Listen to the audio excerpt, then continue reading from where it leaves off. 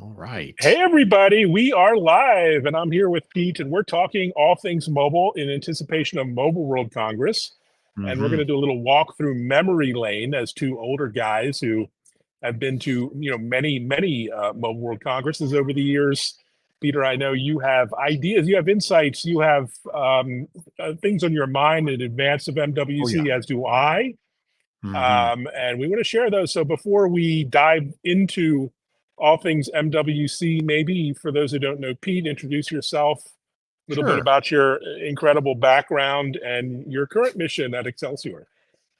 Yeah. So Pete Bernard. So I spent about 14 years in Silicon Valley doing kind of firmware, phone, edge, IoT things. Went to Microsoft. Spent about 18 years at Microsoft doing similar things with Windows Phone and Azure Edge and things like that. And then I started a company called Excelsior, and we focus on edge computing, all things edge computing, where that's heading, who's doing what are the strategies to scale your business in the space.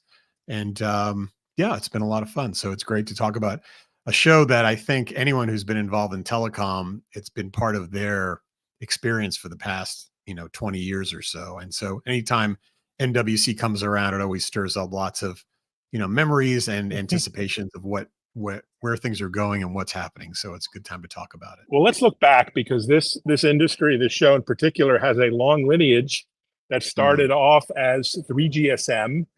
I right. think I was there and you were there. I have vague recollection of it, but what's your recollection? Yeah. Well, I mean, so my first time at the show was in 2002. I was working for a company that was selling embedded Java JVMs for handsets and things like that. And at the time, it was in Cannes in France for about. I think the show actually started in 1987 in Brussels. So 2002 was the first time I went there. It was called 3GSM, and we had actually rented a boat. So one of the cool things about having it in Cannes, which is not the case in Barcelona, was it was all down at the docks, and you had all these boats lined up.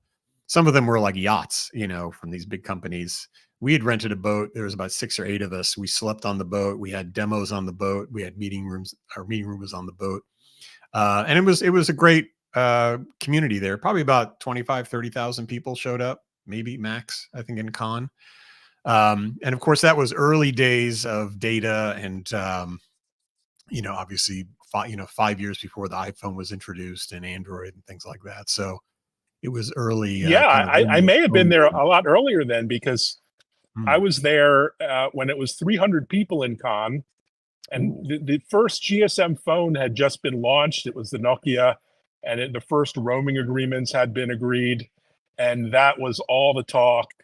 And I remember Qualcomm was there for the first time because they had just Mm. introduced CDMA as a standard, and that was the Okay. big battle of the day. That was Right. CDMA versus Versus GSM, GS. and Yes. someone like stole the Qualcomm slides from their Ooh, presentation, and it yikes. was very dramatic event at the time. Of course, this is all history now. I mean, fast forward to today. Yeah. Where are we with the mobile industry? The good, the bad, the ugly, Pete. It's interesting. I was taking a look at doing some of my own research too about where things have been heading. I think that as you may know, the show was canceled in 2020. Mm, They delayed it in 21, and they're getting back on track. But this it certainly is a different time. I mean, the industry has shifted quite a bit, and the show is a bit of has a little bit of an anachronistic feel to it. To be honest mm. with you, at this point, there is still a big part of MWC which is about phones and phone introductions, and we will definitely see some interesting new phones there. From the Xiaomi's, HMDs, Samsungs, Lenovo will have some devices and things. So there's that part of the show, which is still happening. But, I mean, Apple's never been there. It's not an Apple show. Samsung does their Unpacked event. So it's not really a show to break news on devices that much. Um, and then, the other thing that's been happening in the past few years is that the whole industry has become very, I don't want to say cloudified or Mm. virtualized, and with things like Open RAN, and kind of the cloudification of all these systems, And now with AI, that's very cloud driven at this point. The center of gravity in the industry has really shifted, I think, away from phones, um, and even the telco infrastructure. Kind of the big story is this cloudification and kind of transformation that's going on. So I think the show is kind of is having an existential crisis, I think, just like the industry is around like, okay, where do we go from here? Like, who are we exactly as an industry? And so I think that is going to be one of the themes. I think, to the credit of the show, folks, I think there's going to be like 90,000 people there this year in Barcelona. It's very well laid out. There's plenty of buses and cabs and things to see and things to do. And of course, the restaurants are fantastic. But the real question is like, where's this industry heading? Mm.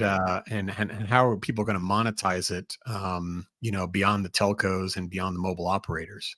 So that's kind of what's been on my mind. I think it's like, I think it's an opportunity and a challenge, because I think we are at sort of an existential crossroads with the telco industry as things become more cloudified, more by design. So that's kind of what's on my mind these days.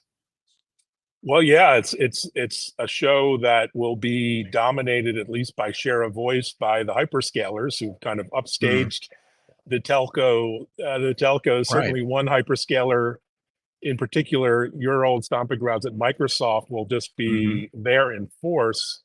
Yep. Yep. Any predictions or insights to what Yeah. Microsoft will be up to at MWC? Hmm.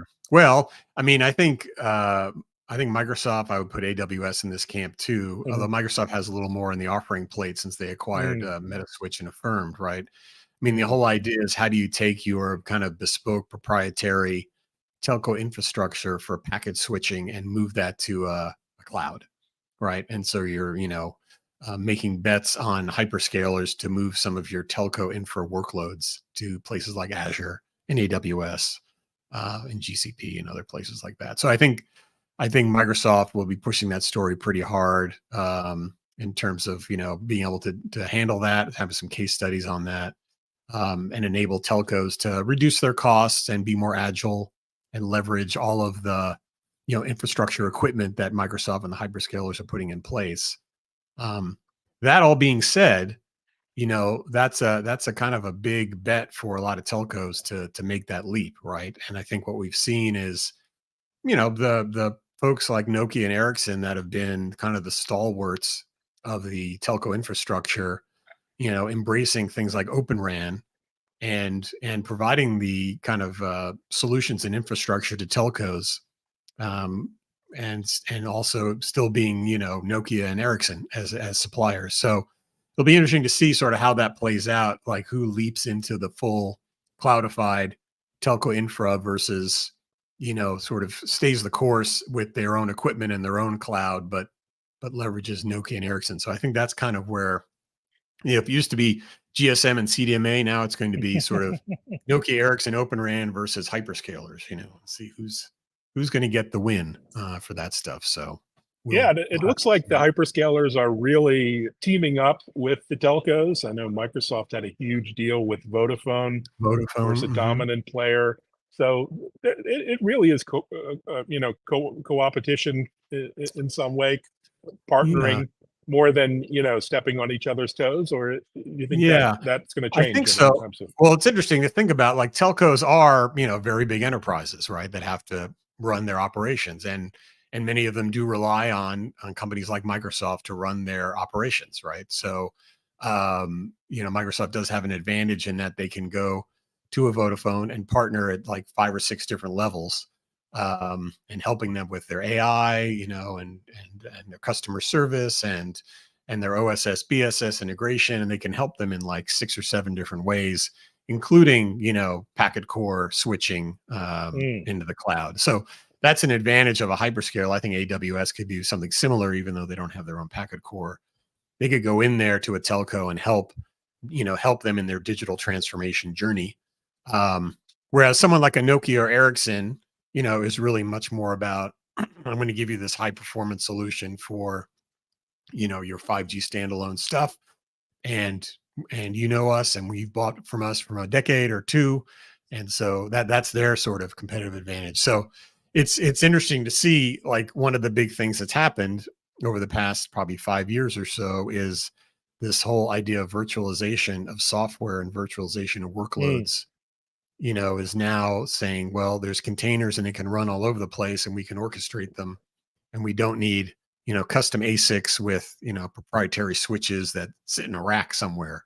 And that's like, I think when you think about Open RAN, uh, that is the kind of the big, leap of faith that telcos are thinking about. Like, how much do I invest in this kind of open architecture, quote unquote, since they've been, pretty bespoke and proprietary for decades, for good reason.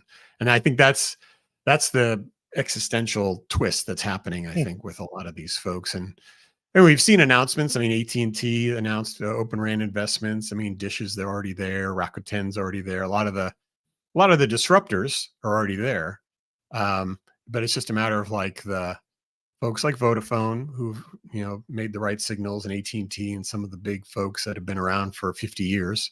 Um, when do they start switching over into this new cloudified telco infrastructure? I think that's kind of an undercurrent at the show is who's leaping into the cloud, and how are they doing it and who they're doing it with.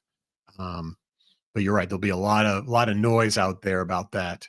And I was at MWC in Vegas in the fall. mm. I think I saw you there.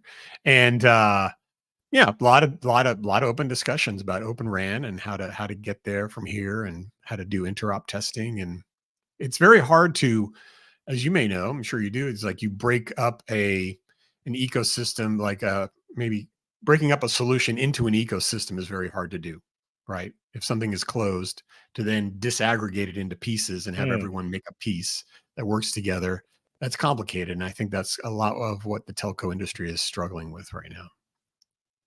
Great insight. And if that's an undertone, an overtone might be what's next with 5G. I mean, we sort of, have this overhype, over marketing of 5G. We talked a lot about Mm, things that were maybe 5 years ahead of yes. time, like tele robotic surgery Oh on yeah. bananas from across the country, Yes. and autonomous cars, and things that just were outside of the actual deliverable of the network. And funny enough, I Yeah. think we're catching up now with standalone 5G, and I guess Right. people are calling it 5.5G. I guess that's some Oh marketing God, I that hope not. Huawei.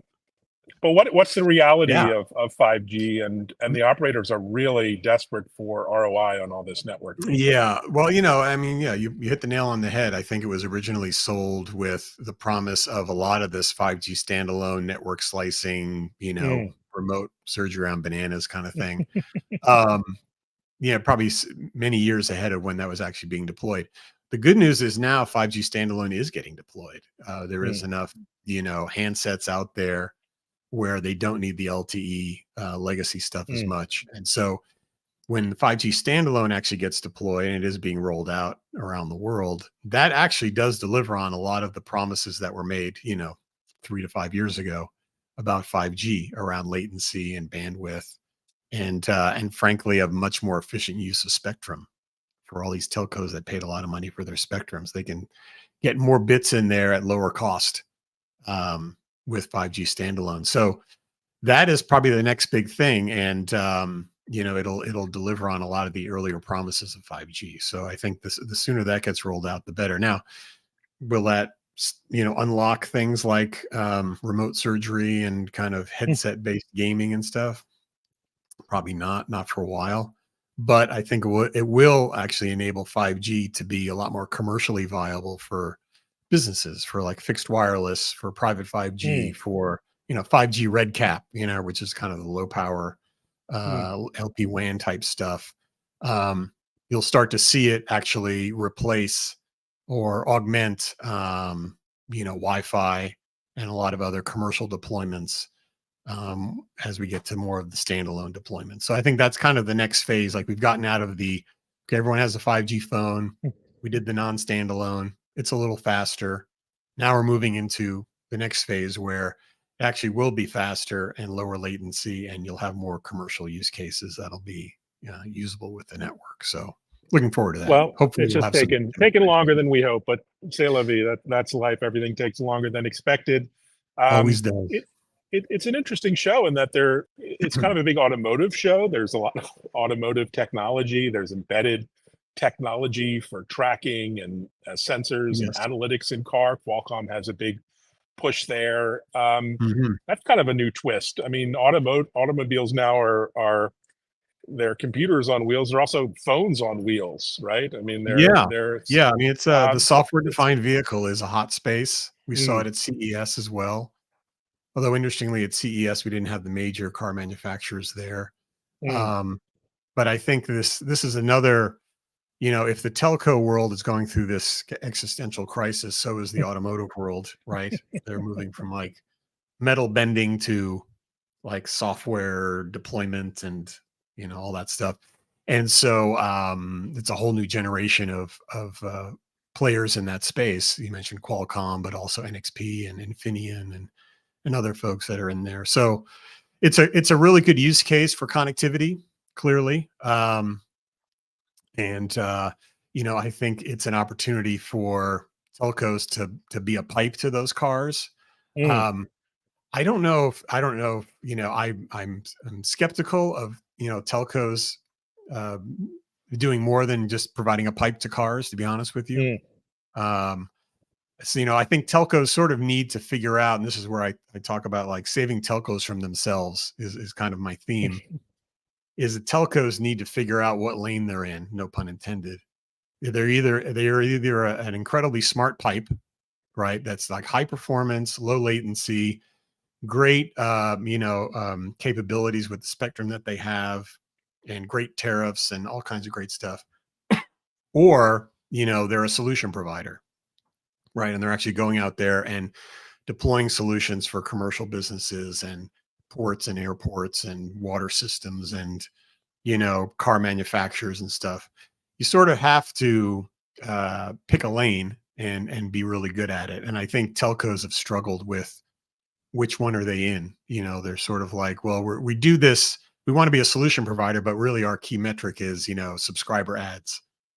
It's like, well, you got to sort of have different metrics for success if you're a solution provider than if you were a pipe. So, it'll be interesting to see how the telcos position themselves at MWC, which lane they're in and who's doing what. Like, for example, one of the great success stories on solution providers is Telstra. So mm. Telstra, which actually has been around for about 100 years or so. They started as like a post No office. kidding. Well, some of their Yeah, POTS lines are probably 100 years old. Yes. that's true, probably. Um, but they are really an incredible solution provider these days. They Mm, provide all kinds of like water treatment and rail systems and all kinds of stuff across Australia.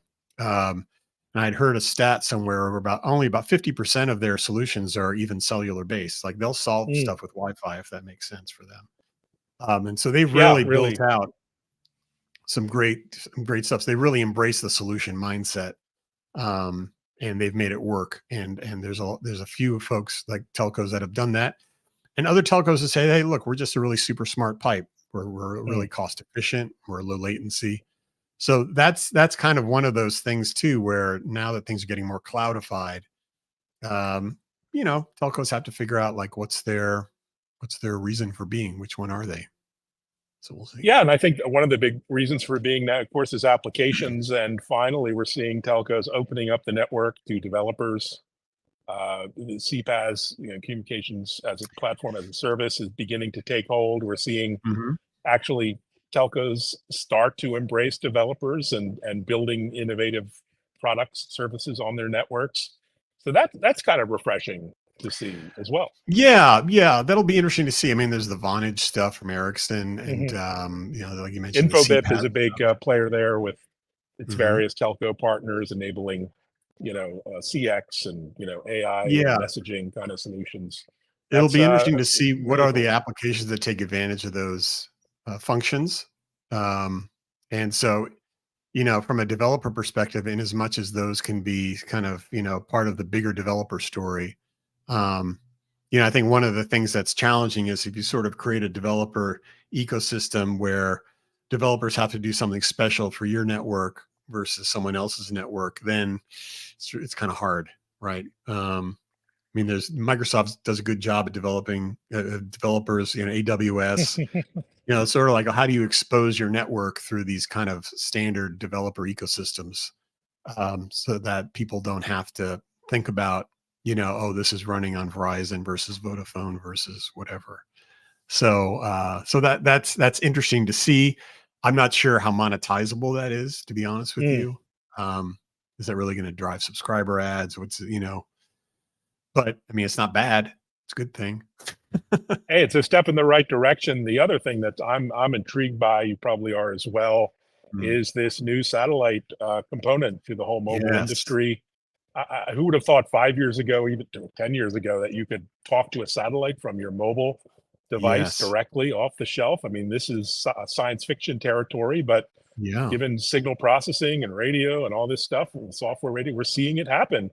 And Yeah. I think it's going to have a revolutionary impact on this industry. Of course, Starlink is already, Starlink. Yeah. Kuiper. I know Kuiper will be there. a Um, disruptor. I guess that's something you're going to be watching too. yeah. So yeah, I mentioned the Kuiper folks from Mhm. AWS will be at the show, and then Magnata, I think, will be there too.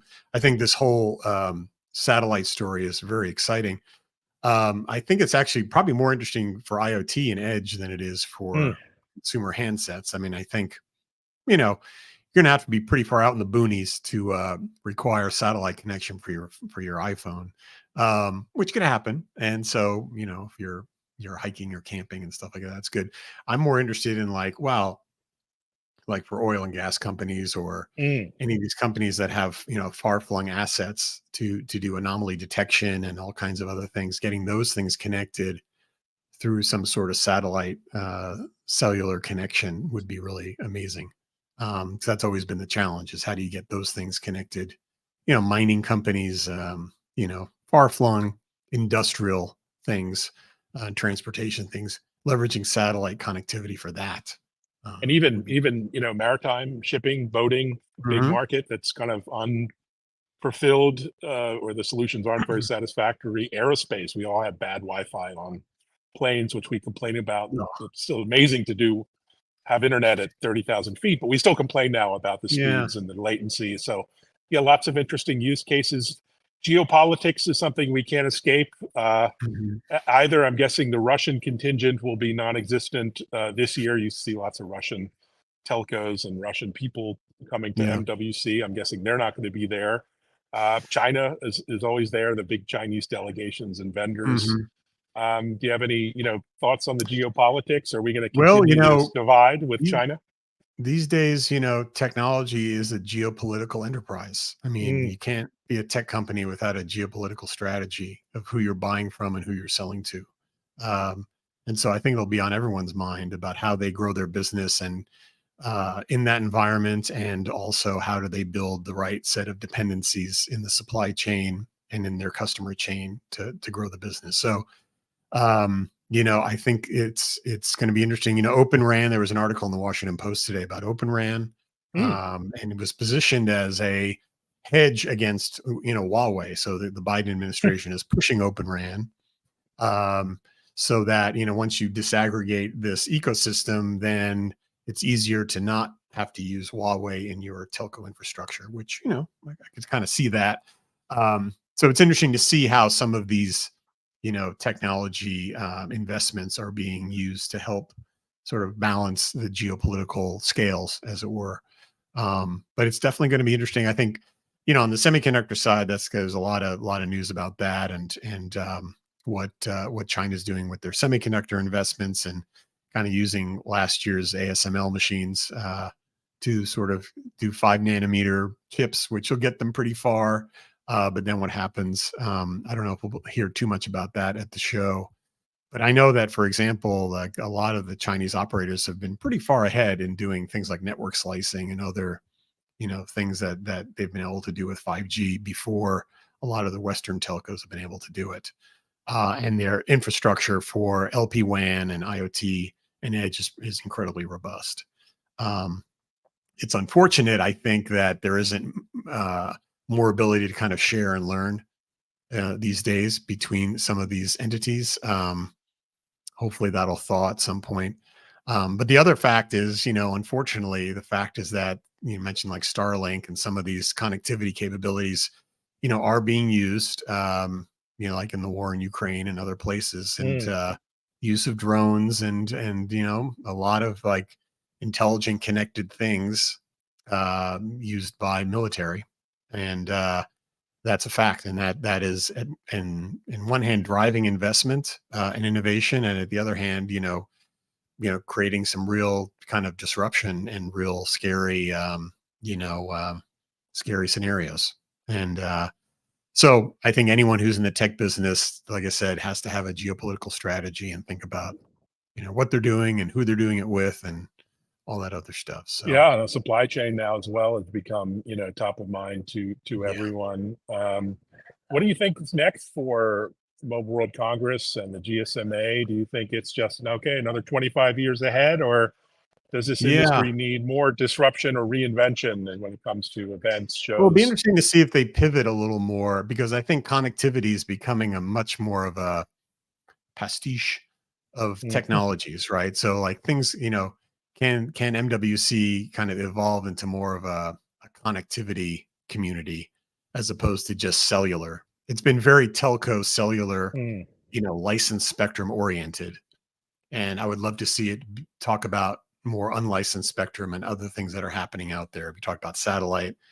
There's things like LoRaWAN and other types of, unlicensed spectrum communication technologies that are also part of the equation. So, I don't think it can become a cloud show. That doesn't really make any sense. It's still got to be a connectivity show.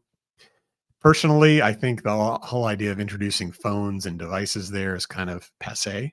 Um, but I think there's something around the connectivity community that it needs a good once a year or twice a year event sort of come together and figure stuff out. I feel like MWC kind of owns that space. I mm, think they just have to be careful about not turning into the, oh, we're the cloud AI folks, or we're the whatever. It's mm. like, no, you're the connectivity folks. It's fine to be just that. Um, so we'll see. It's 90,000 people this year. Unbelievable. Will Yeah. they get more next year? I don't know. I feel like once shows get to about 100,000 people, they start to sort of collapse upon themselves. Yeah. There's a Like certain CES, gravity at it work turns there. into CES has turned into sort of everything that runs on electricity show, which is like, I A like good it when one. they're they're more valuable when they're a little more focused, I think. So hopefully MWC can stay there. There is one piece of news that I'm interested in getting my hands on. I mean, I was just kind of introducing devices, but apparently Lenovo is going to introduce like a transparent laptop at MWC. Um, and so This this is sounds like like a a dual. CES announcement, not an I know, doesn't MWC, it? but yeah. It's like a dual screen laptop, which is cool. But then the flip up screen, is transparent, and so I guess you can see through it when it's not turned on. Um, so anyway, that to me feels like the coolest device being introduced. But and it probably has nothing to do with, again, connectivity or MWC, but apparently that's the rumor, is that they have a press announcement and they're going to introduce this transparent laptop. So I'm going to check that out, and I will be the judge if it's truly transparent. I just want Apple to put a SIM, an eSIM, in its MacBook here. I mean, there are so many little things in our space that can be done. Maybe not transparent laptops, but just 5G laptops. That would be nice, or other yeah. kinds of devices Well, it's that could interesting. make my life There's a easier. real push there with like Windows on Snapdragon and some of the Mm, things that Microsoft is doing to leverage. It's great to have Qualcomm powered, laptops, but obviously something that's integrated 5G, the always connected PC is always it was a great promise, right? Because you don't have to ask the barista for a password to get connected on your laptop. Like, imagine if you had to do that with your phone, that would be insane. So why not do it in the laptop? And I think, you're pointing out an interesting uh, problem to be solved. The issue is primarily just economics. Um, that, adding 5G radios and all the front end preamps and all the goo on there mm. increases the BOM, so now you're adding a couple $100 to the price of the laptop.